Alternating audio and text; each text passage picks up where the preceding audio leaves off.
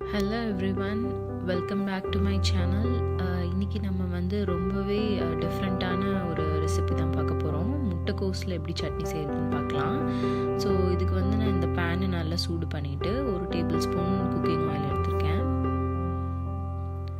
So இதில் கொஞ்சமாக வந்து உரத்தால் 1 டீஸ்பூன் அளவுக்கு மட்டும் உரத்தால் போட்டிருக்கேன்.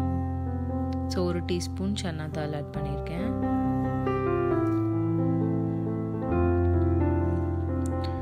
இப்போ கொஞ்சமாக வந்து சீரகம் ஆட் பண்ணிக்கோங்க. ஒரு 1/2 டீஸ்பூனுக்கு மட்டும் சீரகம் ஆட் பண்ணிக்கோங்க. இது ஒரு தடவை நல்லா ஆயிலில் ஃப்ரை பண்ணிக்கோங்க.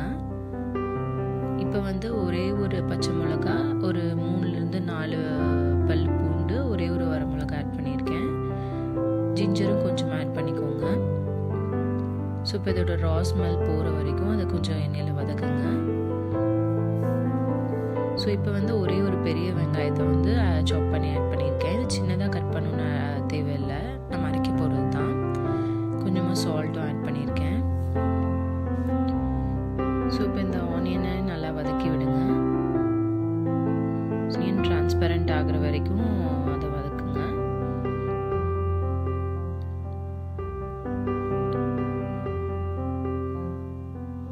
ஸோ இதில் வந்து கொஞ்சமாக கேபேஜ் ஆட் பண்ணியிருக்கேன். ஒரு பெரிய கேபேஜில் வந்து ஒரு பாதி போர்ஷனை விட கம்மியாக தான் ஆட் பண்ணியிருக்கேன். ஸோ ஒரு பிஞ்ச் அளவுக்கு மஞ்சத்தூள் ஆட் பண்ணியிருக்கேன். கொஞ்சமாக வந்து புளி ஆட் பண்ணிக்கோங்க. ரொம்ப ஆட் பண்ண வேண்டாம், லைட்டாக ஆட் பண்ணால் போதும். ஸோ ஏன்னா இதில் டொமேட்டோவும் ஆட் பண்ண போகிறோம். இப்போது ஒரு சின்ன சைஸ் தக்காளியும் ஆட் பண்ண போகிறோம். ஸோ இப்போ இந்த கேபேஜோட ஸ்மெல் போயிடுச்சு. ஸோ இதை வந்து லிட்டை க்ளோஸ் பண்ணி ஒரு 5 to 7 minutes குக் பண்ணிக்கிறேன். ஸோ இந்த ரா ஸ்மெல் போனதுக்கப்புறம் கொஞ்சமாக வாட்டர் ஆட் பண்ணிக்கிறேன். மறுபடியும் அந்த லிட்டை க்ளோஸ் பண்ணிட்டு குக் பண்ணியிருக்கேன். இப்போ ஒரே ஒரு சின்ன டொமேட்டோ ஆட் பண்ணியிருக்கேன். சின்னதாக ஒரு டொமேட்டோ ஆட் பண்ணால் போதும். புளியும் ஆட் பண்ணியிருக்கோம். நல்லா ஜாஸ்தி தக்காளி சேர்த்து வேணாம். ஸோ மீடியம் ஃப்ளேமில் ஒரு 5 minutes குக் பண்ணுங்கள்.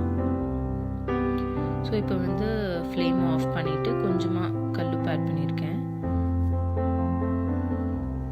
இது நல்லா ஆறட்டும். ஆறினோடனே ஒரு பிளெண்டரில் ட்ரான்ஸ்ஃபர் பண்ணி, இது வந்து நல்லா அரைக்கக்கூடாது, கொஞ்சமாக சாஃப்டாக, ரொம்ப சாஃப்டாக அரைக்காமல் கொஞ்சமாக அந்த பருப்பருன்னு இருக்க மாதிரி அரைக்கணும். ஸோ இது ஒரு சர்விங் பவுலில் ட்ரான்ஸ்ஃபர் பண்ணிக்கிறேன். ஸோ இப்போ வந்து இதில் தாளித்து கொட்டுறதுக்காக கொஞ்சமாக ஆயில் ஆட் பண்ணியிருக்கேன். கொஞ்சமாக கடுகு, பெருங்காயத்தூள், கறி லீவ்ஸ் ஆட் பண்ணி சட்னியில் ஆட் பண்ண வேண்டியது தான்.